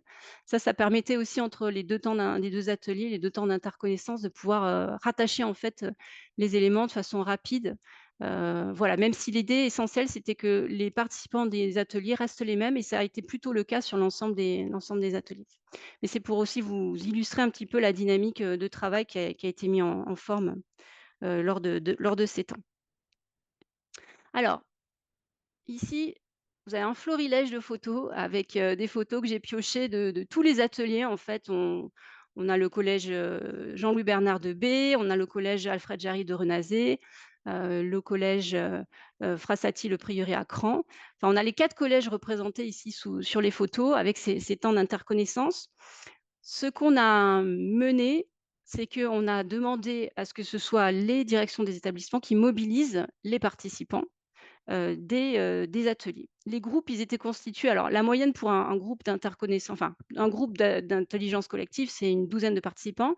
Bon, on a été largement au-delà à certains moments, mais ça démontre aussi une forte envie de participer. En tout cas, à chaque fois, il y a eu dans les ateliers des personnels référentes de l'équipe éducative, donc direction d'établissement, enseignants, les référents culture, des CPE, des AESH. Il y a eu des collégiens et des collégiennes de façon systématique du niveau 6e à la 3e et des représentants, parfois, pour le collège Frassati le Prieuré, des parents d'élèves. Il y a eu aussi la présence systématique des acteurs culturels de proximité. C'est-à-dire qu'on a eu toujours le pôle culture de proximité, soit la direction, soit le responsable de la lecture publique, soit des médiatrices, soit la direction de l'établissement d'enseignement artistique qui est venue, par exemple, pour un des ateliers au Collège Saint-Martin à Montsûrs. Et c'était très intéressant de voir que tout d'un coup, on avait l'enseignant qui pouvait directement lui poser des questions et que les deux n'avaient pas forcément jusqu'à présent pu dialoguer et qu'ils ont échangé ensemble et ça a créé des dynamiques. En fait, à chaque fois dans les saisons culturelles, certaines équipes ont pu traverser chacun, une fois, un atelier et ça a été aussi très riche. Ça a clairement, en fait, bougé les postures des uns des autres parce que les enseignants aussi avaient la perspective des collégiens sur les ressentis. Les acteurs culturels se sont rendus compte aussi de la richesse parfois des projets EAC menés dans les établissements dont ils n'avaient pas forcément connaissance. Et inversement, les liens qui pouvaient se tisser, le fait que les saisons aussi soient ici ressources à destination des établissements, donc ça a été vraiment très, très riche. Et sur le cas, en fait, du collège Alfred Jarry de Renazé, donc c'est aussi pour vous souligner la façon dont on a pu constituer les groupes selon les objectifs. On avait aussi, des acteurs socio-éducatifs, le centre intercommunal d'action sociale et le centre communal d'action sociale qui étaient là, qui étaient présents, avec une personne, référente sur la culture de la mairie de Renazé et qui était présente lors de ces ateliers. Donc ça, au global, c'est vrai que ça a rendu le bilan global en termes de mobilisation, il est très intéressant parce qu'on a réussi à mobiliser des parties prenantes variées, qu'on avait une diversité d'acteurs en présence. Ça a produit des échanges et des productions de qualité. L'ensemble des participants ont aussi beaucoup apprécié les outils d'intelligence collective. Effectivement, on a mis du post-it partout, on a mis de la carto, des visuels, mais c'est vrai que ce sont peut-être des façons de travailler en intelligence collective dont les partenaires et les acteurs n'étaient pas familiers et ça a été très, très apprécié, cette mise en mouvement tout de suite directe, de la part des personnes participantes. Ça a permis aussi, ça a eu cet effet de renforcer, la connaissance EAC, et des projets EAC pour les groupes participants. Et puis, ça a permis, on le verra dans les effets, d'installer des modalités de gouvernance au sein de chaque collège pour pérenniser, la démarche, des ateliers et ce qu'on avait impulsé via les ateliers. Et en termes de mobilisation, si on doit donner des nombres chiffrés, là, on est l'ensemble de la mobilisation sur tous les ateliers, ça représente 150 personnes qui ont participé, sur l'ensemble de ces temps. Alors, je vais essayer de vous montrer quand même des exemples plus précis de ce que ça a produit, ces ateliers. Ici, on est au Collège Saint-Martin de Montsûrs. On a fait 2 ateliers avec les enseignants et les jeunes. L'objectif, c'était accompagner la dynamique PEAC du collège. Dans ce collège à Saint-Martin, il y a déjà beaucoup de propositions EAC. Ils participent aux arts collégiens, collège au cinéma. Il y a déjà beaucoup, c'est assez foisonnant. C'est le collège qui a mobilisé le plus d'équipes enseignantes, sachant que les équipes enseignantes sont sont réparties sur 2 établissements. Là, on avait à chaque fois systématiquement quasiment l'équipe au complet, donc on était plus d'une vingtaine de participants. Et puis avec des collégiens par atelier de niveau 6e et 5e. Alors 6e, peut-être plus difficile pour les 6e de capter, de traduire des expériences EAC, mais en tout cas avec des collégiens systématiques. Les 2 ateliers, ils ont permis la création d'un conseil de coordination EAC. C'est-à-dire qu'ils vont se réunir plusieurs fois par an avec des collégiens accompagnés de 2 à 3 professeurs sur des temps du midi pour pouvoir échanger des idées sur les activités EAC mises en place et pouvoir partager ces idées-là en commun pour dire qu'est-ce qu'on a envie de faire, qu'est-ce qu'on souhaiterait, qu'est-ce qu'on a envie de faire comme choix, etc. Il y a aussi l'idée de mobiliser les délégués de classe pour les responsabiliser pardon, et leur permettre d'être à l'initiative des projets EAC. Et l'idée justement de pouvoir faire en sorte que ces délégués, ils puissent encourager d'autres jeunes à rejoindre le comité de coordination ou faire une forme de transmission, de passation. Donc ça, c'est sur le collège Saint-Martin de Montsûrs. Sur le collège Jean-Louis Bernard de B, ici, on est sur un collège aussi où il y a eu alors beaucoup moins d'enseignants, l'enseignante référente EAC et une enseignante d'anglais, plus une enseignante de français. L'enseignante d'anglais n'était pas du tout familière de l'EAC, donc ça, c'est déjà un point positif qui a permis justement de ramener des enseignants un peu familiers dans la dynamique. On est sur un collège qui est déjà très, très, très actif ici à B, et il y a eu 24 participants sur les 2 ateliers avec des niveaux 5e, 4e, 3e. Beaucoup de propositions. Par exemple, on fait un orchestre à l'école, ben, on aimerait bien choisir les partitions que l'on joue. On aimerait bien qu'il y ait des liaisons plus fortes entre les niveaux. On aimerait bien aussi davantage montrer, donner à voir en fait ce que l'on fait déjà. Et donc, effectivement, c'est ce sur quoi ils se sont orientés. Ils ont décidé de créer un espace de communication sur Illico et un affichage physique sur les projets EAC en cours ou à venir. Et puis créer un comité directeur de coordination EAC pour faire connaître les activités EAC, sonder les propositions, les envies des collégiens. Donc ça, ce serait plutôt il y en aurait une fois par trimestre sur des temps un peu longs de 2 heures avec toujours des collégiens participants. Et ils avaient envie d'essayer de mettre en place des référents. Il y a des référents culture dans les collèges, là des référents culture élèves au sein de ces comités qui seraient un peu voilà, les référents et les liaisons, les liens directs entre les élèves et les enseignants. C'est vrai que ces 2 ateliers, ils ont été extrêmement foisonnants dans ce collège et quand on a demandé aux collégiens s'ils souhaitaient continuer, s'ils avaient envie de continuer dans le comité de direction, le comité directeur, bah, ils ont tous dit oui. Donc c'était vraiment très, très, très, très positif dans les échanges. Ensuite, alors j'ai une toute petite coquille sur le titre, excusez-moi, là on est parti sur le collège Frassati, le prieuré à Cran, donc pas sur le collège Jean-Louis Bernard de B. Ici, on était sur un travail autour de l'articulation des dispositifs départementaux EAC. L'idée qui s'est vraiment rapidement qui est rapidement apparue ici dans ce collège, c'était l'idée justement de montrer à voir ce qui était existant et d'avoir un lieu plus matérialisé pour pouvoir créer de la dynamique autour des projets EAC. Donc là, ce qu'ils ont eu envie de mettre en place, après 2 ateliers où on a eu 26 participants et des niveaux 6e, 4e, c'était de mettre en place une commission galerie. En fait, ils ont un espace potentiellement sur lequel ils pourraient réaliser des travaux et qui pourrait être un espace d'accueil pour le public, pour les extérieurs, pour montrer à voir aussi les projets EAC, qui pourrait être un lieu aussi pour montrer à voir, d'exposition pour les travaux des élèves et aussi que ce soit un lieu qui soit agréable pour s'y retrouver, pour aussi travailler ou discuter ensemble de la dynamique EAC. Donc là, c'était vraiment aussi avec l'envie que toute la communauté éducative, donc collégiens, parents, personnel de l'établissement, enseignants, puisse s'inspirer autour des pratiques culturelles du collège et que les jeunes puissent aussi jouer un rôle dans la mise en œuvre et le suivi des activités choisies. Cet atelier, il a eu pour effet de créer des liens beaucoup plus forts et prégnants avec la saison culturelle du pays de Cran. Donc ça, c'était un des points très positifs et pour l'année prochaine, il y a déjà une projection sur une résidence de lecture en cours. Mais en tout cas, ça a permis de tisser des choses très intéressantes et de bousculer un peu les positions. Et puis le dernier collège, le collège Alfred Jarry à Renazé, c'est le collège qui s'est notamment positionné sur la résidence artistique et pour lequel on l'a accompagné. Donc eux, on les a accompagnés sur la réalisation d'un cahier des charges.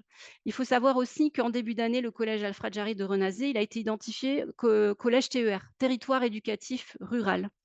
Et ça, c'est important à savoir parce qu'en fait, quand on est inscrit en tant que territoire éducatif rural, on est dans un réseau de coopération autour de l'école, au service d'un projet éducatif pour les élèves et leurs familles et vecteur de rayonnement pour le territoire lui-même. L'idée aussi, c'est de créer du lien entre les niveaux et avec le territoire, d'où aussi le choix du collège d'intégrer lors des ateliers d'interconnaissance des participants, enfin du moins des acteurs socio-éducatifs. Là, dans les territoires éducatifs ruraux, du moins ici, c'est le cas sur le collège de Renazé, on constate qu'il y a des résultats en fait qui sont bons scolairement, mais qu'il y a des choix qui s'orientent vers des lycées généraux technologiques. Donc il y a une forme de phénomène d'autocensure et c'est aussi important de l'avoir à l'esprit parce que l'ouverture culturelle et la découverte des métiers culturels, ça peut être aussi des mobilités, des éléments de mobilité qui peuvent venir lever les freins en fait de projection des élèves et de leurs familles. Donc l'idée de cette résidence, elle tombait vraiment à point nommé et je vous montrerai à la fin les thématiques sur lesquelles les jeunes ont réfléchi. C'est aussi très, très intéressant. Alors, comment on a travaillé dans ce collège-là? Ici, on a travaillé sur 4 ateliers d'interconnaissance et pas 2, parce qu'on s'est greffé sur ce qu'ils appellent les heures bleues, qui étaient des heures d'1 heure, un temps en fait d'échange et dédié enseignants collégiens, qu'on a poussé jusqu'à 1 heure et demie, parce qu'1 heure, c'est un peu court pour faire du travail. Donc, on a fait 4 ateliers d'1 heure 30 et on les a vraiment investis dans ce travail de la rédaction d'un cahier des charges, en les faisant travailler sur certains aspects.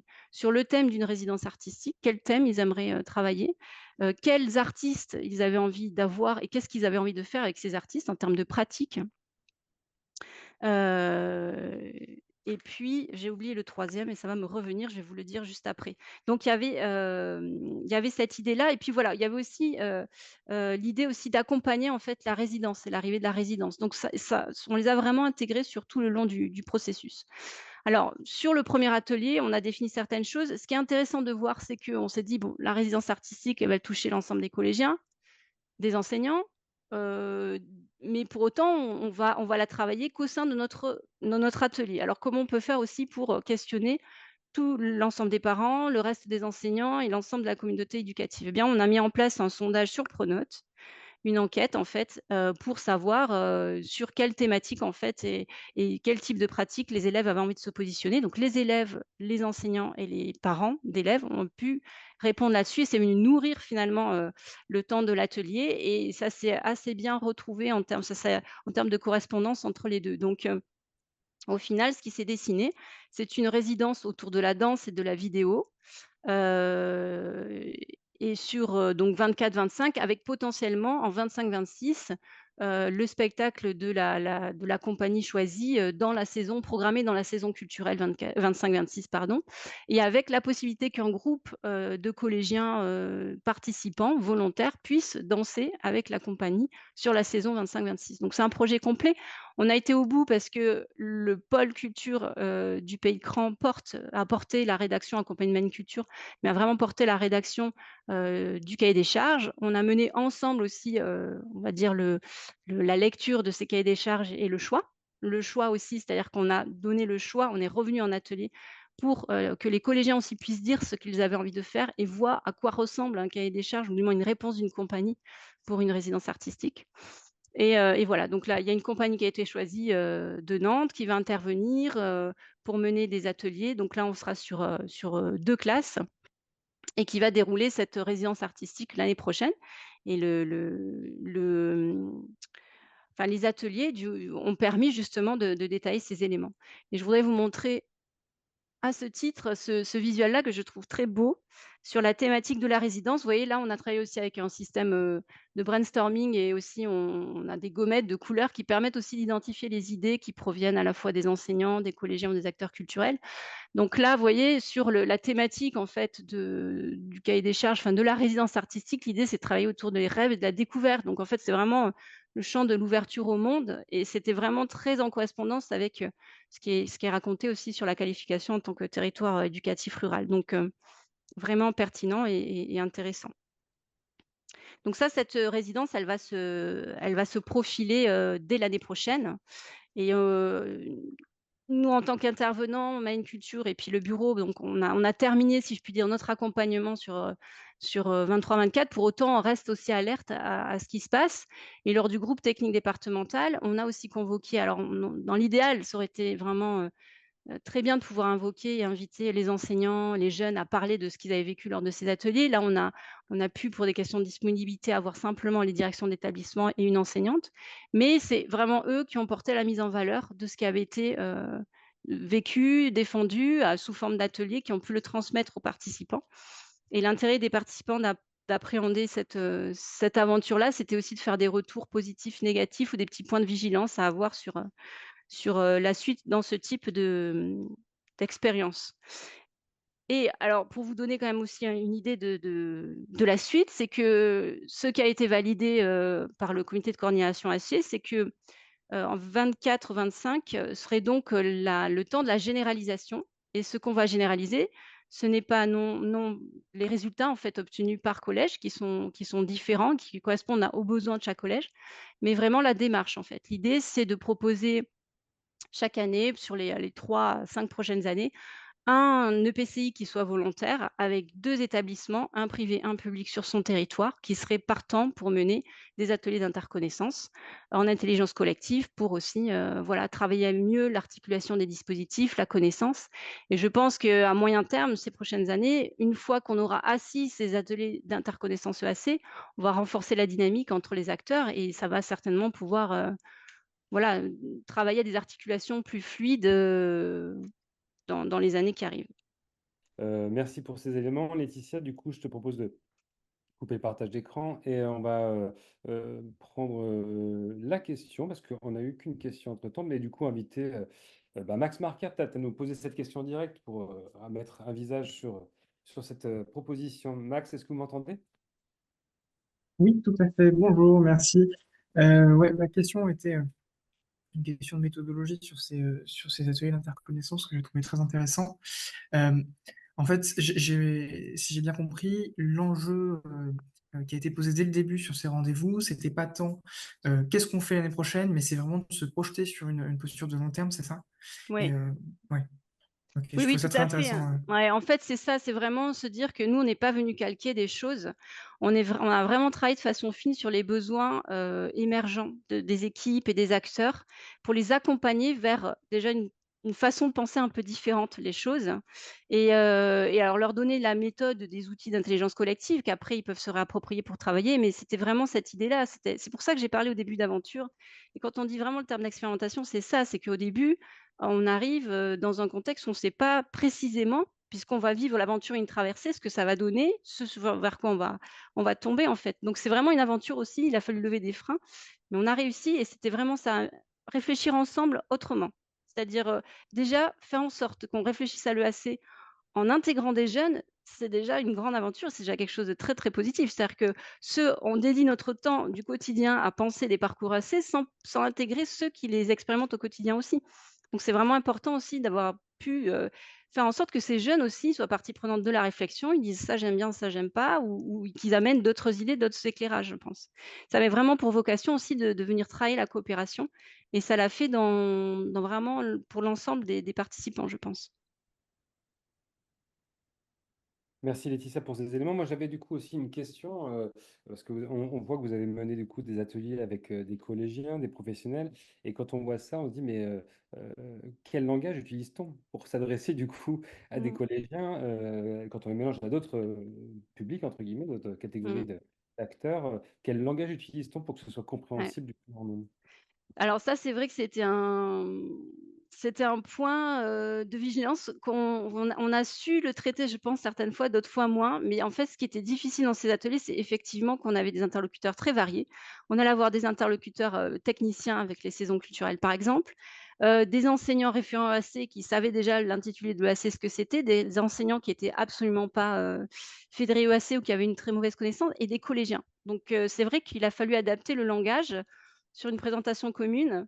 Voilà, pour, enfin, des fois ça a bien marché, des fois on a senti que c'était plus difficile, mais on a essayé d'être vigilant au maximum là-dessus. Effectivement, il faut trouver un langage commun pour partager, des bases ensemble pour pouvoir travailler sur des choses. On a essayé de vulgariser au maximum quand il y avait des besoins puisqu'il y avait des jeunes avec nous. Merci. Du coup, j'enchaîne. Juste préciser d'ailleurs que le Bureau des possibles, qu'on connaît bien, puisque c'est l'un des cofondateurs du Lucas avec Culture Co et Vise Innovation. Et du coup, c'est avec le Bureau des possibles qu'on travaille sur ces révisions de schémas départementaux. Et d'ailleurs, j'en viens à cette question. On a vu que tu poses le schéma départemental dans la chronologie en point 1, finalement, dans les années 90, de toute cette démarche un peu globale qui aujourd'hui est ce plan départemental pour le l'EAC.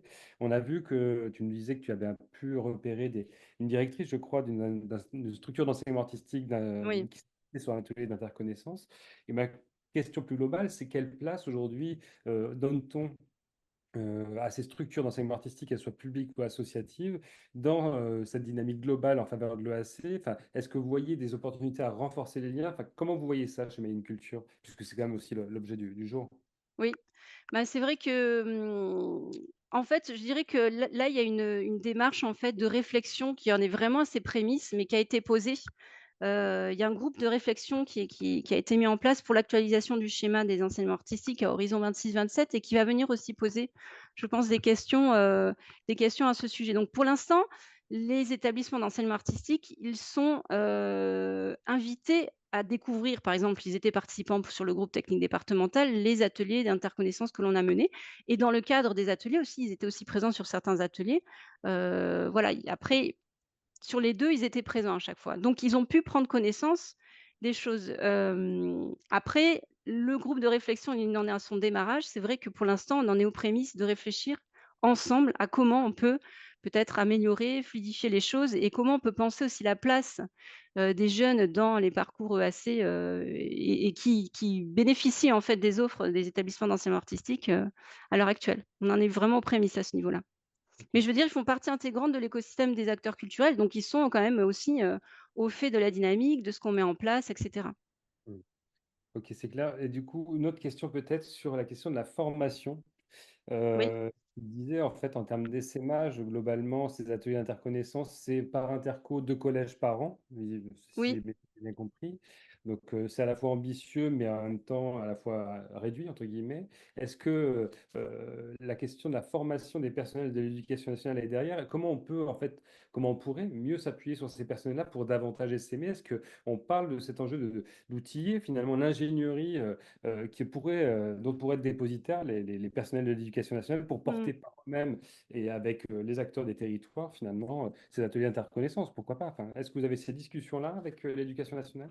Oui, oui, ça on a eu cette discussion-là. Après, c'est vrai que comme je l'ai dit au démarrage, comme il y a eu un redéploiement en fait de l'organisation de la DRAIAC, par exemple, cette année, c'était compliqué de les investir directement et de les plonger dans les ateliers d'interconnaissance.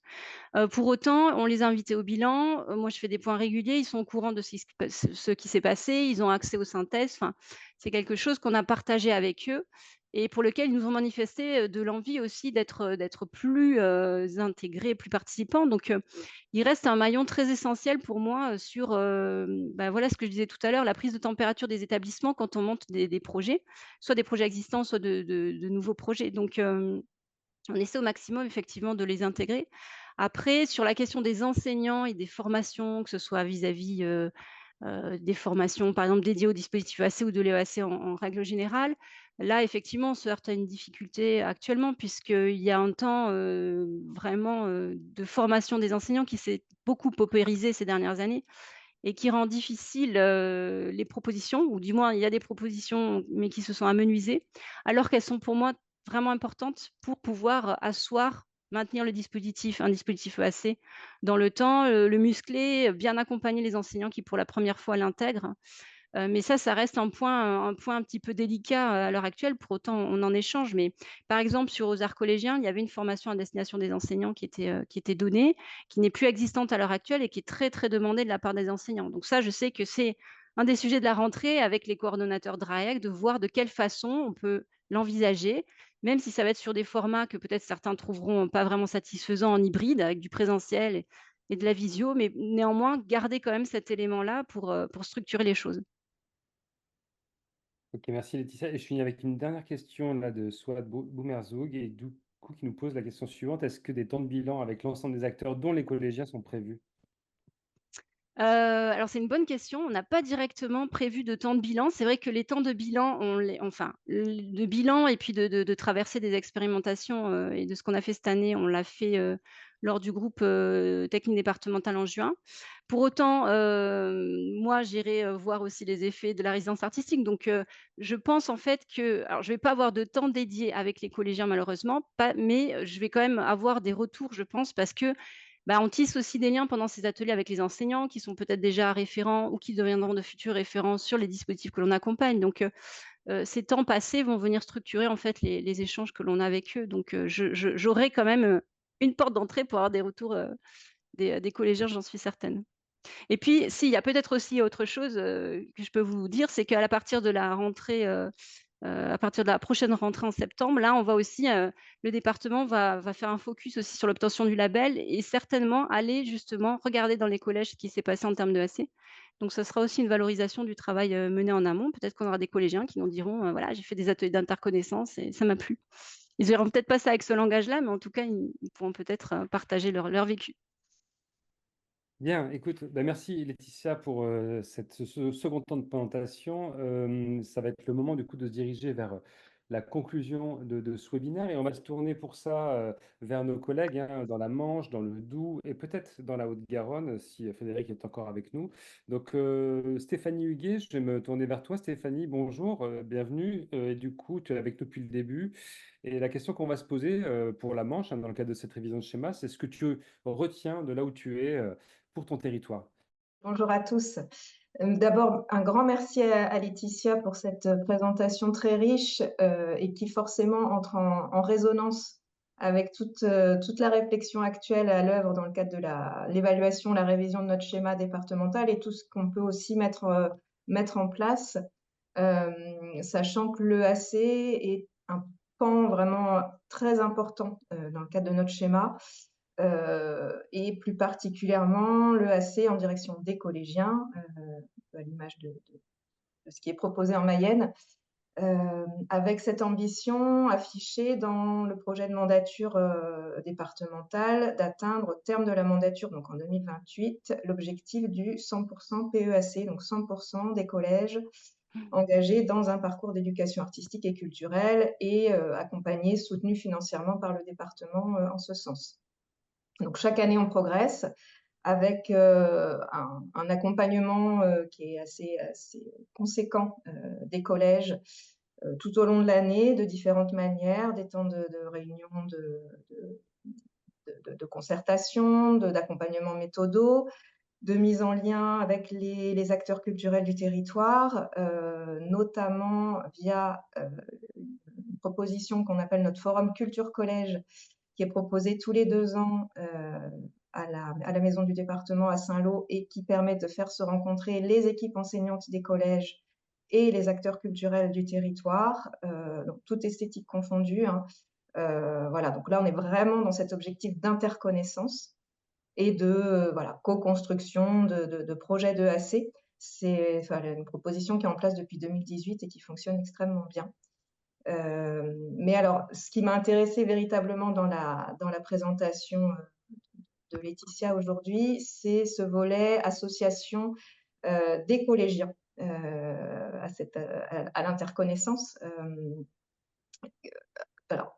qui forcément rejoint aussi nos préoccupations et notre attachement au département, au droit culturel, mais que l'on n'a pas encore eu voilà, l'opportunité ou la possibilité de mettre en œuvre très concrètement.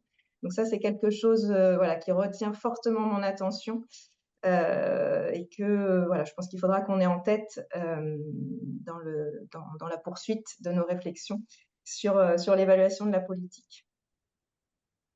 Merci Stéphanie, d'autant qu'on sait que les coopérations entre la Manche et la Mayenne sont déjà bien câblées, si je puis dire. Exactement, oui, oui. Nombreuses années, on n'a pas de doute que tout cela phosphore entre vous. Du coup, je vais passer la parole maintenant à Léa Souchard. Du coup, Léa Souchard, chef de service sport, culture, éducation populaire au département du Doubs. Eh ben, bonjour à tous et puis également merci beaucoup à Laetitia pour cette proposition, enfin cette présentation donc qui nous a amené sur des choses aussi très concrètes, d'exemples vraiment assez vivants et du coup voilà ça donne envie d'aller plus loin parce qu'effectivement au niveau du département du Doubs, donc là on est en pleine phase de révision de notre schéma départemental des enseignements artistiques donc on a bénéficié de l'accompagnement du Lucas et c'est vrai qu'il y a beaucoup de choses qui sont ressorties en fait dans le diagnostic et sur la conception, enfin sur la co-conception, sur les préconisations qui sont ressorties en fait sur ce lien donc acteurs de l'EAC, acteurs des enseignements artistiques et puis mobilisation aussi des acteurs de l'éducation nationale et comment vraiment créer une culture de coopération entre tous ces acteurs-là. Donc là, ça nous donne beaucoup de matière donc pour envisager les choses. Moi, ce que je retiens vraiment, c'est le fait d'avoir un lien institutionnel très fort avec la DRAIAC, parce que c'est quelque chose qui est déjà assez existant au département du Doubs. Il y a eu un historique donc avec des parcours EAC qui étaient déjà vraiment coportés avec aussi la DRAC à chaque fois présente dans le tour de table et puis le rectorat. Et là, je pense aussi qu'il y a une dynamique au niveau de DRAIAC, donc où il y a une sorte de comité départemental de l'EAC. Et ça, je pense qu'il faut qu'on raccroche aussi davantage ces dynamiques-là qui sont portées par la DRAIAC pour vraiment les monter en partenariat. C'est quelque chose qui était déjà un peu ressorti dans un atelier de co-conception, de voir comment on va mettre les énergies en synergie justement pour aller aussi plus loin sur les objectifs du rectorat et puis les objectifs du département dans le fait de construire vraiment une offre périéducative au niveau EAC. Et donc, c'est l'autre point fort aussi qui fait écho aussi à une réalité du département du Doubs, c'est le lien avec les territoires ruraux. Et ça, c'est vrai que c'est vraiment exemplaire au niveau de la Mayenne, ce lien fort avec les EPCI. Nous, c'est quelque chose qui est vraiment en travail et aujourd'hui, c'est assez inégal. En fait, l'appropriation des enjeux culturels par les EPCI est vraiment très inégale. On a 2 ou 3 territoires qui sont vraiment partie prenante d'une politique culturelle très active et avec qui on peut construire des choses de cet ordre-là, mais d'autres territoires, à l'inverse, qui sont très en retrait et qui, voilà, qui n'osent même pas vraiment s'emparer de ces sujets-là, considérant que c'est vraiment encore des compétences qui sont dans le giron des communes. Et du coup, moi, ça m'encourage vraiment dans cette vision où on sait qu'il faut vraiment consolider la légitimité des EPCI à aller sur ces terrains-là. Et je pense que justement, là où certains EPCI sur la compétence culturelle à proprement parler, ben, ils n'osent pas forcément y aller.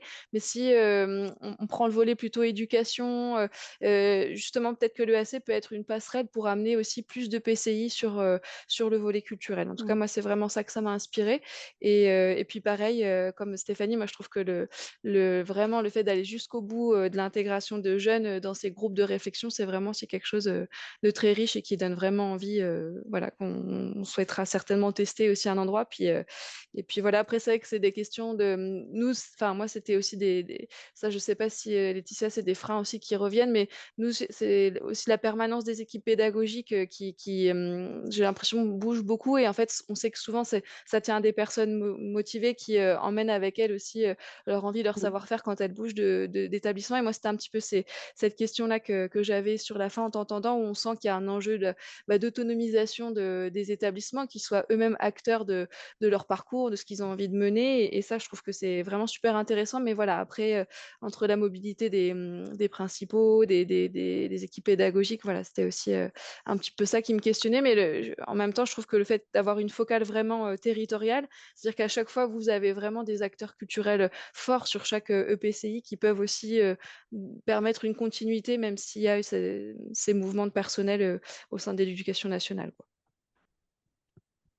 Merci beaucoup. Du coup, Léa, on va pas avoir le temps de répondre tout de suite et je pense qu'on pourrait poursuivre la discussion sur ce webinaire parce qu'il est déjà 12h27 et on va laisser du coup peut-être la parole maintenant. Merci Léa, hein, à Frédéric Lafont, du coup, Frédéric qui est directeur des jeunesses, des valeurs de la République et de l'innovation au département de la Haute-Garonne. Bonjour à tous et aussi je salue la présentation qu'a fait Laetitia pour la Mayenne. C'était vraiment très très très pertinent. On est quasi dans les mêmes situations, en tout cas même en temporalité. de notre travail, basé sur des études de situation, beaucoup de cartographie aussi, parce qu'on sait que la décision au niveau de nos exécutifs, parfois une bonne carte vaut mieux qu'un grand rapport, surtout sur les enjeux d'équité territoriale. L'idée chez nous aussi, c'est d'avoir inscrit sur le plan mandat un marqueur fort de politique culturelle et éducative de manière générale, en inscrivant l'EAC dans un projet, donc dans un projet départemental de l'EAC, qui a pour objectif des enjeux de généralisation. Aujourd'hui, la Haute-Garonne, c'est 100 collèges et c'est à peu près 70 000 collégiens. En 2022, dans des dispositifs complets d'EAC, on touchait à peu près 8 500 élèves. On en est à 18 000, on est encore loin de l'objectif initial, mais c'est sur la durée du plan mandat. Pareil, je rejoins ce qui a été dit en termes de cohérence de parcours. Alors nous, on a 3 enjeux qui est de massifier. Alors massifier, dans un sens, fait toujours un peu peur, cet enjeu de quantité. Mais quand on parle de génération, il faut bien prendre en compte cet enjeu de massifier la capacité d'attractivité de l'offre départementale ou des offres associées, de toujours qualifier, c'est-à-dire avoir cet enjeu très qualitatif. Et puis, il a été dit, on le partage aussi, l'enjeu territorialisé, pardon, notre P2AC. Je rejoins ce qu'a dit Laetitia sur les enjeux de gouvernance. Copil, nous qui croisent des élus à la fois d'éducation et de la culture, des COTEC interdirectionnels, et puis un travail qui débute de commission et de comitologie avec l'éducation nationale, notamment avec les conseillers et puis l'ensemble des groupes constitués autour des offres départementales. Là, il y a encore matière à faire. On vient justement pour la première fois de faire une commission d'attribution commune, donc vous voyez le chemin qui était à faire. Et puis par contre, on développe aussi donc pour la rentrée scolaire une convention générale de l'EAC qui travaille sur les comitologies. Sur l'usage du pass culture, parce que je dois dire que pour le département de Garonne, quasi 100% de dispositifs intègrent via ADEGE l'utilisation de la part collective du pass culture. Donc pour nous, c'est un levier important pour rendre intelligent le pass culture. Je ne vous fais pas de dessin, mais surtout pour usiter un petit peu cette manne financière et ça soulage vraiment la DAAC, Éducation nationale, de ce partenariat qu'on a. Notamment, on a orienté tout le financement autour de la pratique artistique en utilisant le pass culture. Donc ça, c'est une dynamique qu'on a créée. Je pourrais en parler, mais là, je n'ai pas trop le temps. Pareil sur les formations, on en a parlé, pour inscrire au PAF l'ensemble des formations. Nous, on a eu la chance, on forme par exemple sur Collegima plus de 200 enseignants. On a pu inscrire des journées supplémentaires. Donc il y a tout un travail de fond qui se fait pour accroître les temps de formation, parce que je sais, ça a été dit, c'est compliqué. Notamment. Et puis, on forme aussi les référents culture ensemble avec la DAAC. Donc ça, c'est important. Et puis, je rajoute un élément de formation, puisque nous sommes en emprunt direct avec les élus. On a ouvert une formation aux élus des territoires sur l'EAC. Ce qui fait qu'on a formé cette année plus de 80 élus à l'enjeu des politiques d'EAC au sein des politiques globales territoriales. Et je crois que c'est aussi pour nous important que cette reconnaissance des politiques locales à travers les élus qui comprennent ce que c'est et qui peuvent surtout agir en termes d'EAC, puisqu'ils en ont quelques leviers, notamment sur le péri ou le hors-temps scolaire. Voilà. Après, nous, il y a des enjeux qui se recoupent. La labellisation, certes, mais nous, on a des enjeux d'élèves prescripteurs. Donc, j'ai beaucoup apprécié le travail et la démarche qui a été menée. Alors, aujourd'hui, on essaye déjà de faire en sorte que les enseignants soient aussi prescripteurs. C'est une phase importante. Mais les ateliers de connaissance m'ont ravi. Le fait aussi que les collèges participent au bassin de vie, donc qui participent aussi au dialogue avec les lieux culturels et territoires, là aussi, c'est un enjeu qui a été soulevé. Je note que la question des mobilités, qui je pense est un problème inhérent à tous nos territoires. Moi, j'ai un effet métropolitain avec Toulouse, mais après, je suis dans des vallées pyrénéennes, etc. Donc, on a des enjeux de désenclavement et de mobilité. Je crois qu'on n'a pas encore réglé tout à fait complètement cet enjeu des mobilités. On se pose beaucoup de questions. On voit que les dotations générales de fonction ne suffisent pas pour des questions d'utilisation des fonds, etc. Bon, il faut retenter des choses. Et puis, la question du schéma départemental, moi, je me pose un certain nombre de questions. Cultureco nous accompagne aussi dans la refonte de notre schéma, mais le lien avec l'EAC, je me pose souvent des questions qu'il y a déjà une certaine confusion dans l'esprit de nos élus entre enseignement et éducation artistique culturelle.